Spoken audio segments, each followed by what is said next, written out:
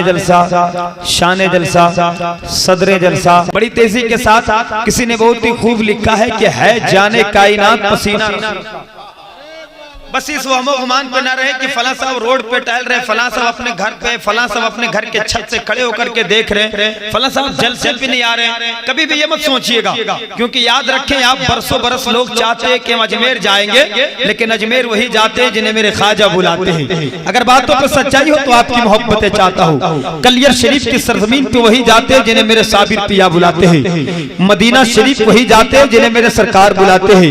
यूं कह लिया जाए कि जलसे पाक पे वही आते हैं जिन्हें मेरे सरकार बुलाते हैं। अल्लाह की मर्जी के बिना एक पत्ता भी नहीं हिलता है, तो हम लोगों की क्या हैसियत है कि हम अपने घर से चल करके जलसे पाक में आ जाए। ये मेरे सरकार की मोहब्बत है, हम और आप यहाँ पे तशरीफ फरमा है। बड़ी तेजी के साथ एक शेर पढ़ता हूँ कि है जाने कायनात पसीना रसूल।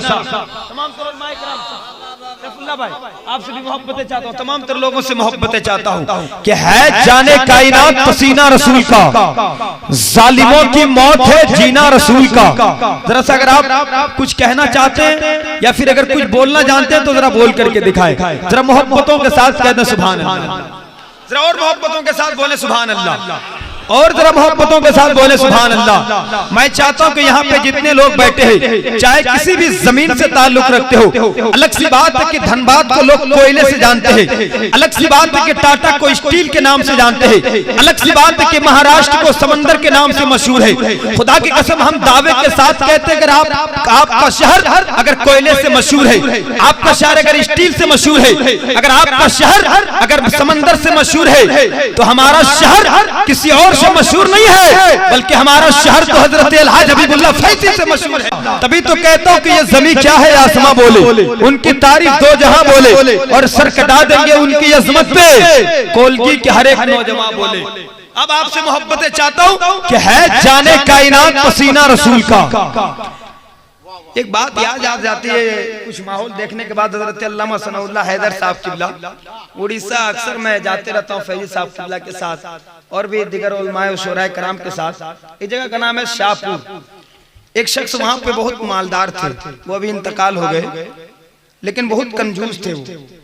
तो जब उनका आखिरी वक्त चलने लगा तो मदरसे वाले मोहतमीम साहब उनके यहाँ पहुंचे और कहने लगे, चचा इतना तो वक्त गुजर गया, अभी तक आपने मदरसे पे कुछ चंदा नहीं दिए, मैं चाहता हूं कि आखिरी वक्त में भी आप कुछ दे दे।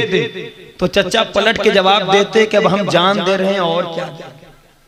भाई साहब अगर आपको बोलना आता है तो बोल करके सुनिए, एक अच्छा मिजाज बनाइए। तभी तो हम कहते हैं कि इमाम अहमद रजा के गुलसिता में रहते हैं, यानी दयारे हजरत ख्वाजा पिया में रहते हैं, और किसी के बाप का एहसान कुछ नहीं हम पर। अरे हम तो अपने ख्वाजा के हिंदुस्तान में रहते हैं, हम तो अपने एक चचा सपोर्ट कर रहे हैं। मैं चाहता हूं कुछ और चचा सपोर्ट करे। तभी तो हम कहते हैं कि गुलामे हजरत खैरुल बशर होते तो क्या होता। और दावे के साथ कह दीजिएगा कि जमीन के ऊपर रह करके हुकूमत करना ये कमाल की बात नहीं मियां।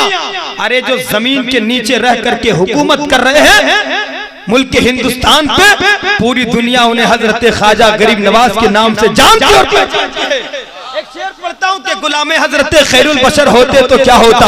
अगर आपकी दुआएं अगर शामिल हो जाए और आपकी अगर मोहब्बत हो जाए तो इस शेर को जरा दोनों हाथों को उठा करके जरा इस्तेकबाल कीजिएगा कि है जाने कायनात पसीना रसूल का, है जाने कायनात पसीना रसूल का, जालिमों की मौत है जीना रसूल का। और गुस्ताखे रसूल से कह दो कि वो अपने दिल गिले, गुस्ताखे रसूल से कह दो कि वो अपने दिल गिले।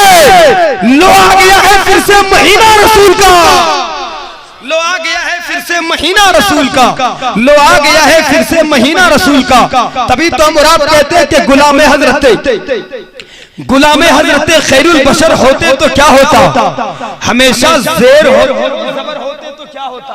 आरिफ भाई मोहब्बतें चाहता हूँ कि गुलामे हजरत खैरुल बशर होते तो क्या होता, गुलामे हजरत खैरुल बशर होते तो क्या होता, हमेशा ज़ेर होते हो ज़बर होते तो क्या होता।